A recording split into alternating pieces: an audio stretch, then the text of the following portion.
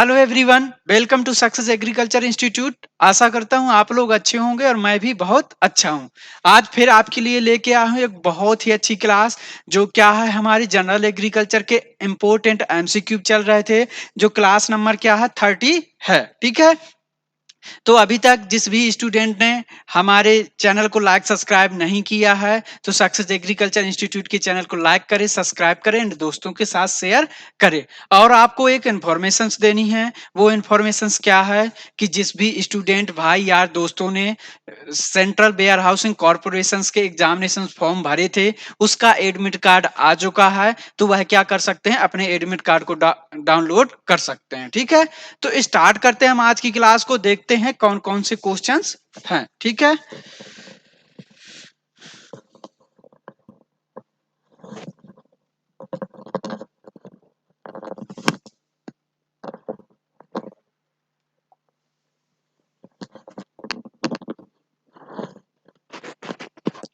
देखते हैं पहला क्वेश्चंस क्या है, देखो हमारा।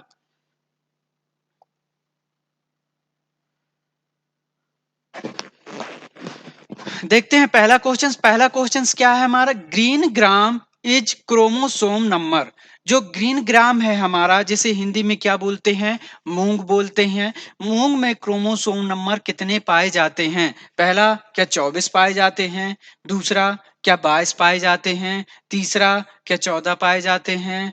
डी, क्या 16 पाए जाते हैं? तो आप बताओ कि इस क्वेश्चन का राइट आंसर क्या होने वाला है। देखो, ग्रीन ग्राम की बात कर लें तो ग्रीन ग्राम जैसे मूंग कहते हैं, मूंग का बोटेनिकल नेम क्या होता है? बिग्ना रेडिएटा होता है। फैमिली क्या होती है? लेग्युमिनेसी होती है, ठीक है।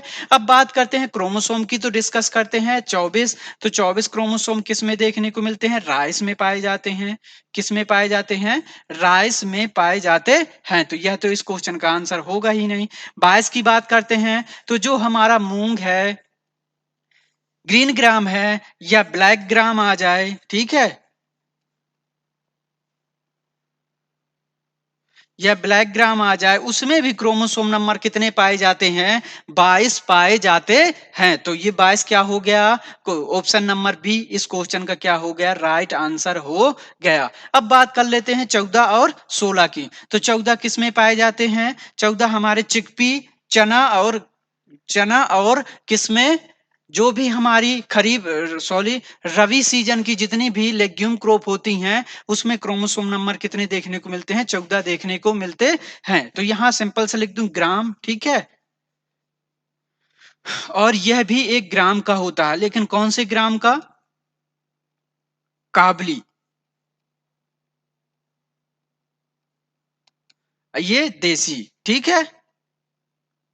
जो देसी चना होता है, इसमें क्रोमोसोम नंबर कितने होते हैं? 14 होते हैं। जो हमारा काबली चना होता है, उसमें क्रोमोसोम नंबर कितने होते हैं? 16 पाए जाते हैं।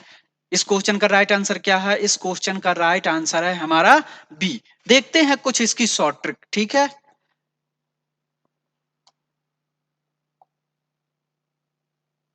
शॉर्ट ट्रिक क्या है? देखो, जो 22 है, तो शॉर्ट ट्रिक बना के लिख लेना। क्या लिख लेना?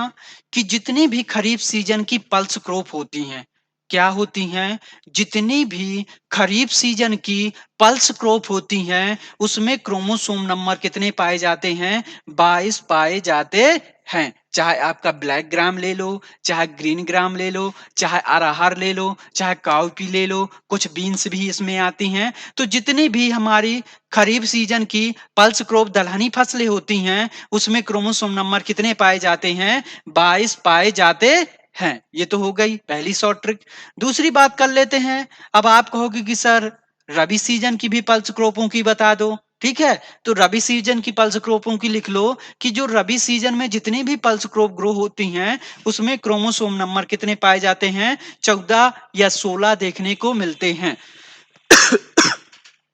देखो 14 किस्में 14 और 16 किस्में देखने को मिलते हैं। 14 हमारे देसी चना में देखने को मिलते हैं और 16 हमारी काबली चना में देखने को मिलते हैं। इसके अलावा जितनी भी पल्स क्रॉप होंगी उसमें क्रोमोसोम नंबर कितने देखने को मिलेंगे? 14 देखने को मिलेंगे। जैसे मटर की बात करें तो क्रोमोसोम नंबर कितने होंगे? 14 होंगे। मैसूर की बात करें तो क्रोमोसोम नंबर कितने होंगे? 14 होंगे। ठीक है। एक क्रॉप होती है कौन सी? राजमा। ठीक है। जो रबी सीजन की पल्स क्रॉप है उसमें जो राजमा एक ऐसी क्रॉप है जो क्या है? इस क्रोमोसोम का अपवाद है, क्योंकि उसमें क्रोमोसोम कितने पाए जाते हैं? 22 देखने को मिलते हैं। तो केवल राजमा को छोड़ दो और खरी रबी सीजन में जितनी भी पल्स क्रॉप होती हैं उसमें क्रोमोसोम नंबर 14 देखने को मिलते हैं। ये हो गई इसकी शॉर्ट ट्रिक, दोनों को नोट कर लेना। ठीक है। देखते हैं अगला क्वेश्चन।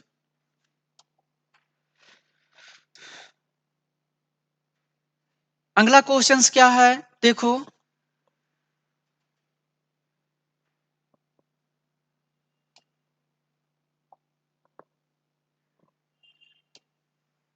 टाइपिंग मिस्टेक हुई है, यहाँ पे ए लिख लेना। ठीक है, यहाँ पे ए कर लेना। ठीक। अब देखो क्या है हमारा, sugar is found in fruits. फलों में शर्करा पाई जाती है। फलों में कौन सी शर्करा पाई जाती है? या इस तरह क्वेश्चन बनता है कि फल जो हमारे हैं कौन सी शर्करा के कारण मीठे होते हैं। बहुत इंपॉर्टेंट क्वेश्चन है और बहुत पूछा जाता है। ठीक है। तो देखते हैं फलों में कौन सी शर्करा पाई जाती है। क्या ए ग्लूकोज पाई जाती है? क्या बी फ्रक्टोज पाई जाती है? क्या सी सुक्रोज पाई जाती है? क्या डी लैक्टोज देखने को मिलती है? बताओ कि इस क्वेश्चन का राइट आंसर क्या होगा। ठीक है। तो बात करते हैं हम पहले ग्लूकोज से। तो ग्लूकोज किस में पाई जाती है? ग्लूकोज हमारे ग्रेप्स में पाई जाती है। किसमें? ग्रेप्स में देखने को मिलती है। किस में देखने को मिलती है? ग्रेप्स में देखने को मिलती है। जो हमारी ग्लूकोज शर्करा है वह किस में देखने को मिलती है? ग्रेप्स में देखने को मिलती है। देखो ग्लूकोज फ्रक्टोज सुक्रोज और लैक्टोज ये पूरी शर्करा ही है। ऐसा नहीं कि इसमें शर्करा नहीं है। ठीक है। सभी शर्करा के एग्जाम्पल्स ही हैं। ठीक है। अब बात करते हैं फ्रक्टोज की। तो जितने भी फ्रूट्स होते हैं सभी में क्या देखने को मिलती है? फ्रक्टोज देखने को मिलती है। जितने भी फ्रूट्स होते हैं उसमें क्या देखने को मिलती है? फ्रक्टोज शर्करा देखने को मिलती है। तो इस क्वेश्चन का राइट आंसर हो गया हमारा बी। सभी प्रकार के, अब आपसे कोई यदि पूछता है कि सभी प्रकार के फल किसके कारण, किस शर्करा के कारण मीठे होते हैं, तो फ्रक्टोज के कारण मीठे होते हैं। केवल एक फ्रूट को छोड़कर, वो फ्रूट कौन सा है? वो फ्रूट है हमारा ग्रेप्स। उसका उसमें कौन सी शर्करा तो पाई जाती है? उसमें ग्लूकोज शर्करा पाई जाती है। समझ में आया? ठीक है। अभी आपसे यदि कोई पूछे कि कौन सी शर्करा पाई जाती है सभी फलों में, तो फ्रक्टोज पाई जाती है। केवल ग्रेप को छोड़कर, ग्रेप में कौन सी देखने को मिलती है? ग्लूकोज शर्करा देखने को मिलती है। अब बात कर लेते हैं सुक्रोज की। सुक्रोज में कौन सी क्रोपों में सुक्रोज शर्करा देखने को मिलती है? तो शुगर केन और बीट, सॉरी, चुकंदर, बीट रूट। ठीक है। या शुगर बीट बोलते हैं।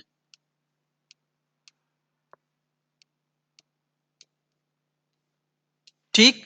शुगर के एन और शुगर बीट में कौन सी सुक्रोज देखने, सॉरी, कौन सी शुगर देखने को मिलती है? तो सुक्रोज देखने को मिलती है। अब बात करते हैं लैक्टोज की। लैक्टोज क्या है? मिल्क शुगर है। तो किस में देखने को मिलती है? मिल्क में देखने को मिलती है। जो हमारा दूध है, मिल्क है, उसमें कौन सी शर्करा पाई जाती है? तो उसमें लैक्टोज शर्करा पाई जाती है, जिसके कारण क्या होता है? हमारा दूध मीठा होता है, ठीक है? तो देखो इस क्वेश्चन का राइट आंसर क्या है? इस क्वेश्चन का राइट आंसर है हमारा बी। अब आप आपसे कोई पूछे कि सुक्रोज में कौन-कौन से क्रोपों में सुक्रोज शर्करा पाई जाती है? तो शुगर केन और शुगर बीट में देखने को मिलती है, लैक्टोज मिल्क शुगर में देखने को मिलती है, ग्लूकोज ग्रेप्स में देखने को मिलती है, फ्रक्टोज जितने भी सारे फ्रूट्स हैं, सभी में चाहे मैंगो चाहे मैंगो, बनाना जितने भी फ्रूट्स ले लेना, सभी में क्या देखने को मिलेगी? फ्रक्टोज शुगर देखने को मिलती है। तो इस क्वेश्चन का राइट आंसर क्या है? इस क्वेश्चन का राइट आंसर है हमारा बी। देखते हैं अगला क्वेश्चन। अगला क्वेश्चन क्या है देखो। अगला क्वेश्चन है हमारा कायरेप्ट कायरो कायरोप्टेरोफिली जो क्या है हमारा क्या है कायरे कायरोप्टोरो कायरेप्टोरोफिली जो है वह क्या है? कायरो कायरोप्टेरोफिली क्या है? ठीक है, तो पहले कायरोप्टोरोफिली की बात कर लेते हैं। ये होता क्या है? ठीक है, तो बैट यानी चमगादड़।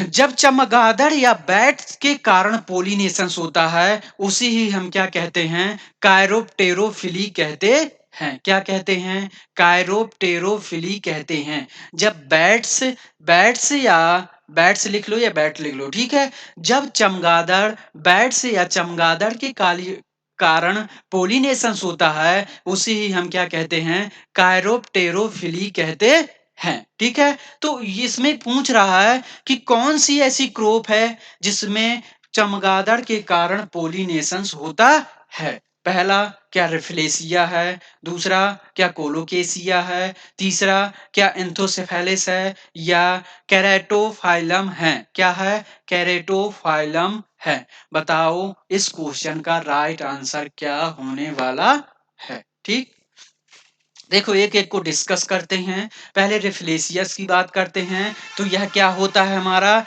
एंटोमोफिलस होता है। मतलब इसमें पॉलिनेशंस किसके द्वारा होता है? इंसेक्ट के द्वारा होता है। तो यह तो इसका हो ही नहीं सकता। क्या होता है? यह एंटोमोफिलस होता है। एंटोमोफिलस है, तो इंसेक्ट के द्वारा पॉलिनेशंस होगा, तो यह इसका एग्जाम्पल्स है ही नहीं है। अब बात करते हैं कोलोकेसिया की। यह क्या होता है? सेल पॉलिनेशंस होता है। क्या होता है? सेल पॉलिनेशंस इसमें होता है।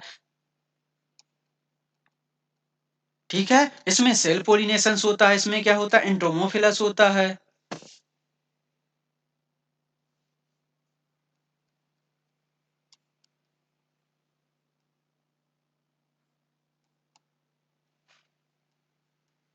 यह क्या होता है? एंडोमोफिलस होता है, जिसके कारण क्या होता है? रेफेलेसिया में इंसेक्ट के कारण पोलिनेशन होता है, जिसके कारण यह एंडोमोफिलस है। तो यह तो इसका एग्जाम्पल्स होगा ही नहीं। कोलोकेसिया क्या है? यह सेल पोलिनेशंस है, तो इसमें भी इसका एग्जाम्पल्स नहीं होगा। जो एंथोसेफेलिस है, इसे हिंदी में क्या बोलते हैं? इसे बोलते हैं अपन कदम कदम कदम का पेड़। क्या बोलते हैं? कदम का पेड़।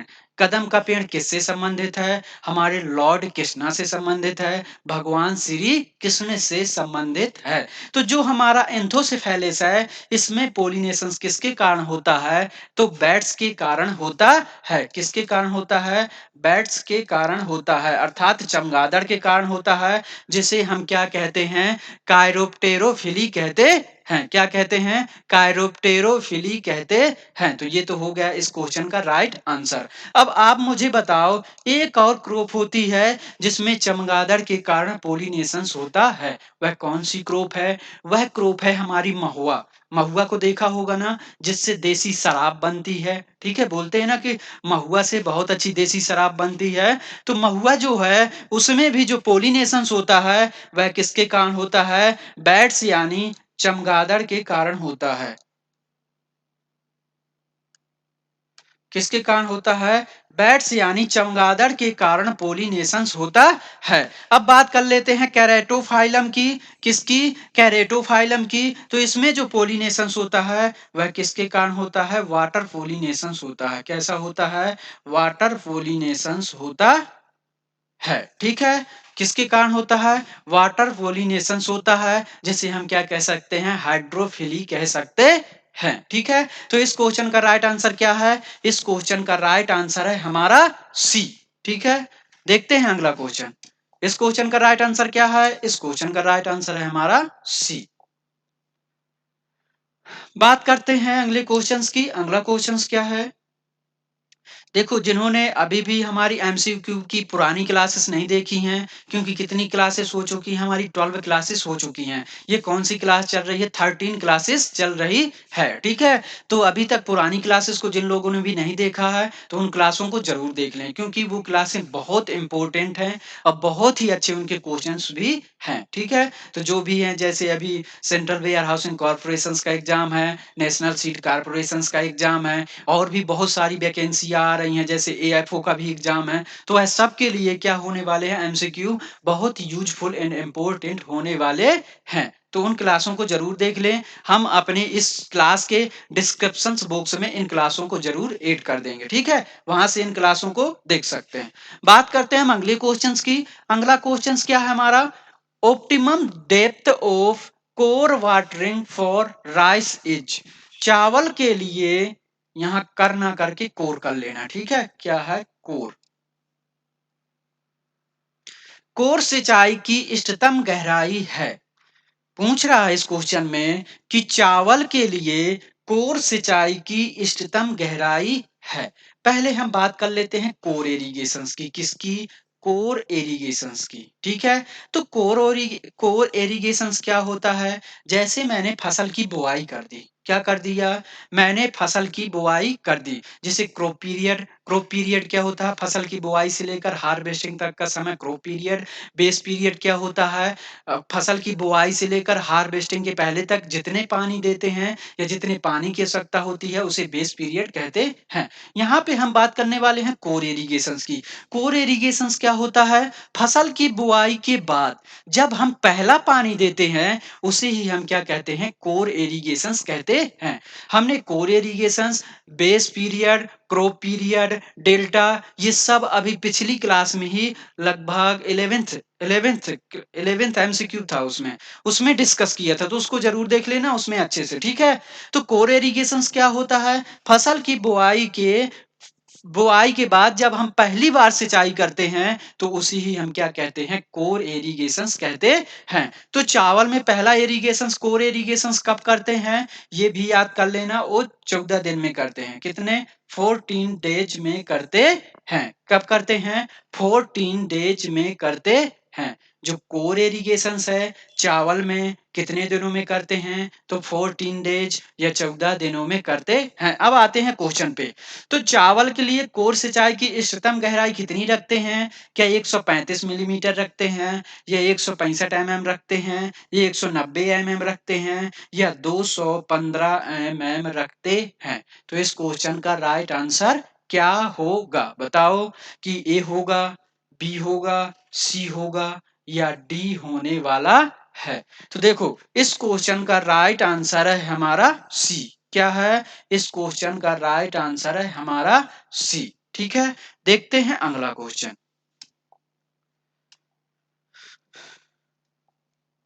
अगला क्वेश्चन क्या है? देखो,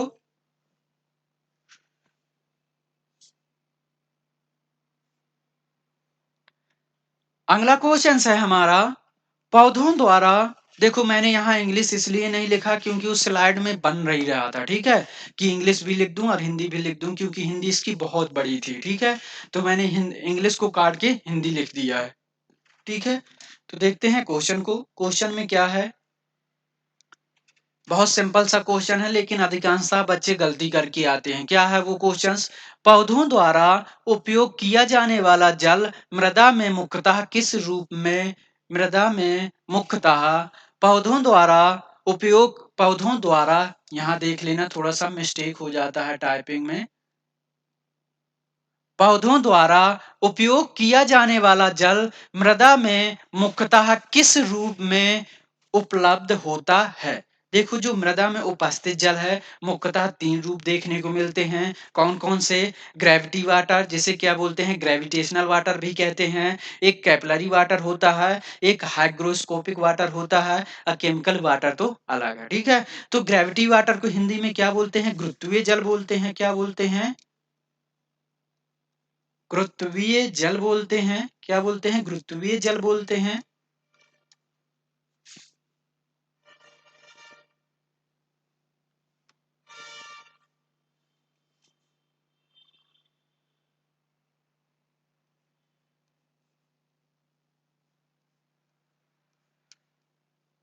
ठीक है। कैपिलरी वाटर को क्या बोलते हैं? केशिय जल बोलते हैं।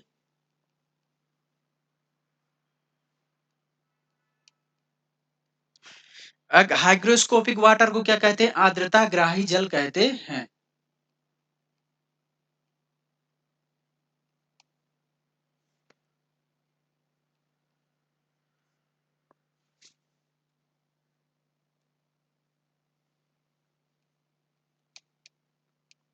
क्या कहते हैं? आर्द्रता ग्राही जल कहते हैं। तो देखो बात करते हैं एक-एक की। क्या इसका ऑप्शनल ऑब्जेक्ट आंसर क्या होगा इसका? तो क्या ऑप्शन ए होगा या ऑप्शन बी होगा या ऑप्शन सी होगा या ऑप्शन डी होगा? क्या ग्रेविटी वाटर है, गुरुत्वीय जल है? क्या कैपिलरी वाटर उपलब्ध होता है पैसों के पौधों के लिए, या हाइग्रोस्कोपिक वाटर उपलब्ध होता है पौधों के लिए, या हमारा केमिकल वाटर उपलब्ध होता है पौधों के लिए?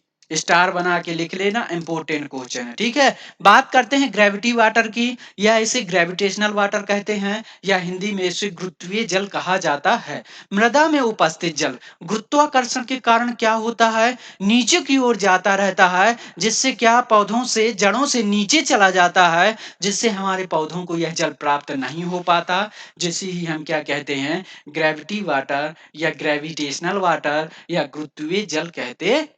ठीक है। बात करते हैं कैपिलरी वाटर की।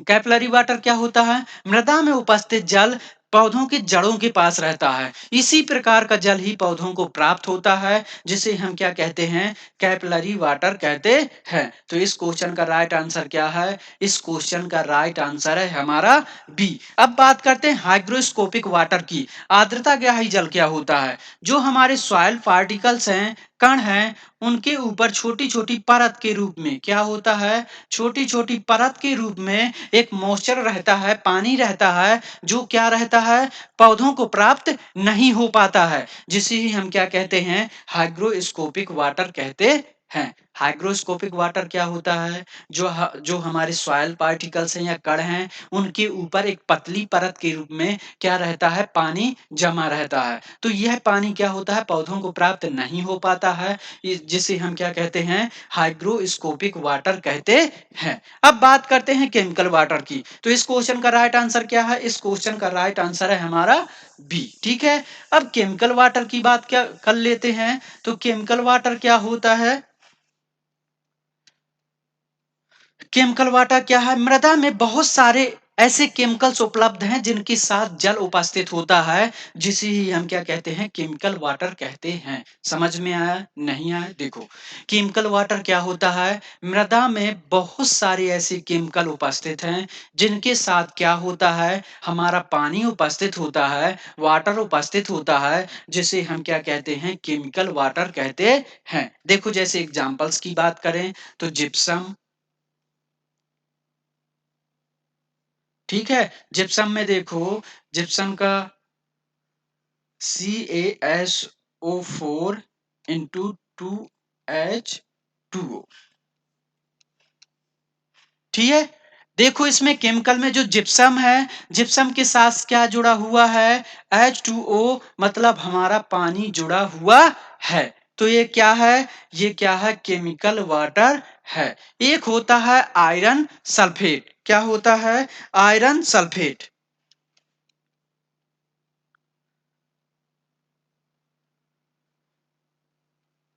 एक आयरन सल्फेट होता है जिसका फॉर्मूला होता है FeSO4 इंटू 7H2O। ठीक है। तो देखो आयरन सल्फाइड में देखो, आयरन सल्फाइड के साथ जब हमारा H2O वाटर जुड़ा है, तो यह भी क्या है? हमारा एक प्रकार का केमिकल वाटर है। स्टार बना के दोनों को नोट कर लेना। ठीक है। तो इस क्वेश्चन का राइट आंसर क्या है? इस क्वेश्चन का राइट आंसर है हमारा बी। देखते हैं अगला क्वेश्चन।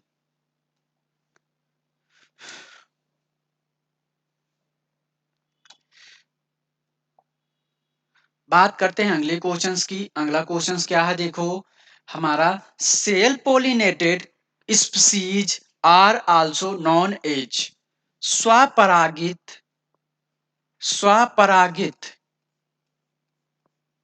स्वपरागित प्रजातियों को किस रूप में जाना जाता है?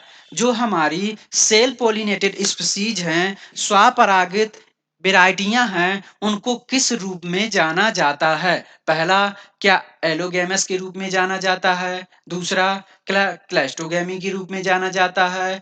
तीसरा, क्या चेस्मोगैमी के रूप में जाना जाता है? चेस्मो नहीं, चेस्मोगैमी के रूप में जाना जाता है?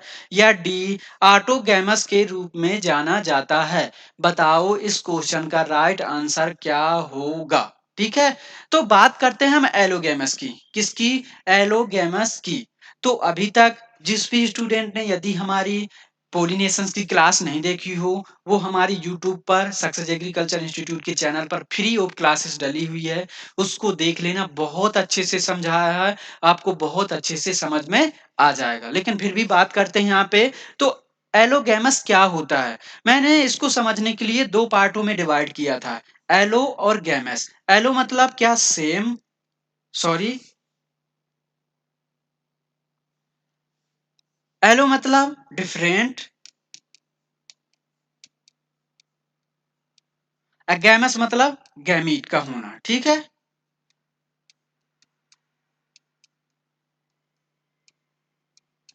एलो मतलब डिफरेंट, गैमस मतलब गैमीट का होना। जो एलोगैमी होती है, जब उसमें अलग अलग गैमीट्स पाए जाते हैं, जिसे ही हम क्या कहते हैं? एलोगैमी कहते हैं। एलोगैमी क्या होती है? जब उसमें अलग अलग प्रकार के गैमीट्स पाए जाते हैं, जब उनके मध्य क्या होता है? पोलिनेशन क्रिया होती है, उसे ही हम क्या कहते हैं? एलोगैमस कहते हैं। एलोगैमस जो होता है, वह से क्रॉस पोलिनेटेड को बढ़ावा देता है। क्रॉस पोलिनेशन में पौधों में पढ़ा था कि एक पौधा अलग है, एक पौधा अलग है। जब दूसरे पौधे एक पौधे से पोलन ग्रेन निकल कर दूसरे पौधे की स्टिग्मा पर पहुंचते हैं, तो उसे ही हम क्या कहते हैं? क्रॉस पोलिनेशन कहते हैं। तो जो एलोगैमस है, यह क्या करता है? क्रॉस पोलिनेटेड स्पीसीज को क्या करता है? वेरी करता है। ठीक है, तो यहाँ पर हमारी क्या बात हुई है? यहाँ पर हमारी सेल्फ पोलिनेटेड स्पीसीज के बारे में बात हुई है। अब बात करते हैं क्लैस्टोगैमी। तो क्लैस्टोगैमी क्या होता है? फ्लावर डू नॉट ओपन, ऐसे फ्लावर जिसमें निषेचन फर्टिलाइजेशन होने के बाद भी वह क्या करते हैं? फर्टिलाइजेशन नहीं, सॉरी, पोलिनेशन के होने के बाद भी अपने फ्लावर को क्या करते हैं? ओपन नहीं करते हैं। उसे ही हम क्या कहते हैं? क्लस्टोगैमी कहते हैं। क्लस्टोगैमी क्या होता है? ऐसे फ्लावर जिसमें पोलिनेशन के होने के बाद भी क्या होता है? अपने फ्लावर्स ओपन नहीं करते हैं, उसे हम क्या कहते हैं? क्लस्टोगैमी कहते है। एक क्लैस्टोगैमी क्या होता है? सेल्फ पोलिनेशंस को बढ़ावा देने वाले कारक होते हैं। ठीक है, लेकिन कारक की यहाँ तो बात नहीं की गई है, यहाँ पे बात की गई है किस रूप में जाना जाता है। अब बात करते हैं चैजमोगैमी की। तो चैजमोगैमी क्या होता है? ऐसे फ्लावर जिसमें पोलिनेशन होने के बाद वह अपने क्या करता है? फ्लावर्स को ओपन कर देता है, उसे हम क्या कहते हैं? चैजमोगैमी कहते हैं। ऐसे फ्लावर जिसमें पोलिनेशंस के होने के बाद वह क्या करता है? अपने फ्लावर्स को ओपन कर देता है, उसे ही हम क्या कहते हैं? चैजमोगैमी कहते हैं। लेकिन ये चैजमोगैमी और क्लैस्टोगैमी दोनों क्या करते हैं? सेल पोलिनेशंस के मैकेनिज्म होते हैं, अर्थात सेल पोलिनेशंस को बढ़ावा देने वाले कारक होते हैं, लेकिन इस रूप में जाना नहीं जाता। ठीक है, अब बात करते हैं एटोगैमिस की। ऑटोगैमस, ऑटोगैमस इस क्वेश्चन का राइट आंसर है। तो क्या है इस क्वेश्चन का राइट आंसर? इस क्वेश्चन का राइट आंसर है हमारा डी। लेकिन ऑटोगैमस क्या होता है, इसको समझने के लिए हम दो पार्टों में डिवाइड कर लो, ऑटो और गैमस। ऑटो मतलब सेम, गैमस मतलब गैमीट। जब सेम गैमीट के मध्य पोलिनेशन की क्रिया होती है, या सेम प्लांट के मध्य पोलिनेशन की क्रिया होती है, उसे ही हम क्या कहते हैं? ऑटोगैमस कहते हैं। ठीक है, यह क्या करता है? सेल्फ पोलिनेटेड स्पीसीज को जाना जाता है।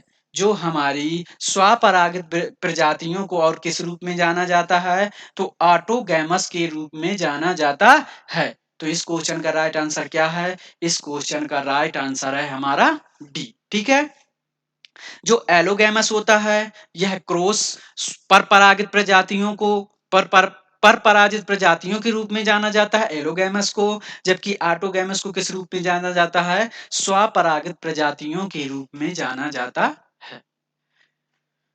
तो इस क्वेश्चन का राइट आंसर क्या है? इस क्वेश्चन का राइट आंसर है हमारा डी। देखते हैं अगला क्वेश्चन।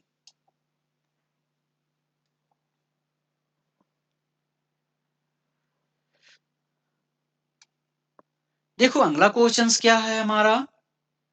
अगला क्वेश्चन है हमारा, सपोटा इज ऑरिजिनेटेड एट। चीकू की उत्पत्ति कहां से हुई है? कहां हुई है? चीकू की उत्पत्ति जो हमारा सपोटा है, जिसका बोटेनिकल नेम क्या होता है? एक्रस सपोटा होता है, जिसकी फैमिली क्या होती है? सपोटेसी होती है। ठीक है, तो बोटेनिकल नेम क्या होता है? एक्रस सपोटा होता है। लेकिन इसमें पूछ रहा है कि चीकू की उत्पत्ति कहां हुई है? क्या इंडिया में हुई है? दूसरा क्या मैक्सिको में हुई है? तीसरा क्या यूएसए से हुई है? क्या जिम्बाब्वे में हुई है? तो बताओ कि जो हमारा चीकू है, एक्रस सपोटा है, उसकी उत्पत्ति कहाँ हुई है? तो देखो इस क्वेश्चन का राइट आंसर है हमारा बी। यह कहां पर हुई है? मैक्सिको में हुई है। तो इस क्वेश्चन का राइट आंसर क्या है? इस क्वेश्चन का राइट आंसर है हमारा बी। देखते हैं अगला क्वेश्चन। अगले क्वेश्चंस की बात करते हैं। आरबीआई एक्ट क्या है? अगला क्वेश्चन देखो, अगला क्वेश्चन है हमारा, आरबीआई एक्ट कम इन ईयर। जो आरबीआई एक्ट है वह कब आया था या कब बना था? ठीक है, तो आरबीआई फुल फॉर्म क्या होता है? रिजर्व बैंक ऑफ इंडिया होता है। इसे बैंकों का बैंक कहा जाता है। ठीक है, यह किसी भी प्रकार के बैंकों को लोन देने का काम नहीं करता है। इसे क्या कहा जाता है? बैंकों का बैंक कहा जाता है, रिजर्व बैंक ऑफ इंडिया। ठीक है, तो एक्ट कम इन ईयर यह कब आया था? क्या 1934 में आया था? क्या 1935 में आया था? क्या 1936 में आया था? या 1937 में आया था? बताओ कि इस क्वेश्चन का राइट आंसर क्या होने वाला है? तो देखो, जो हमारा आरबीआई एक्ट है वह 1934 में आया था। कब आया था? 1934 में आया था। तो इस क्वेश्चन का राइट आंसर क्या है? इस क्वेश्चन का राइट आंसर है हमारा ए। देखते हैं अगला क्वेश्चन।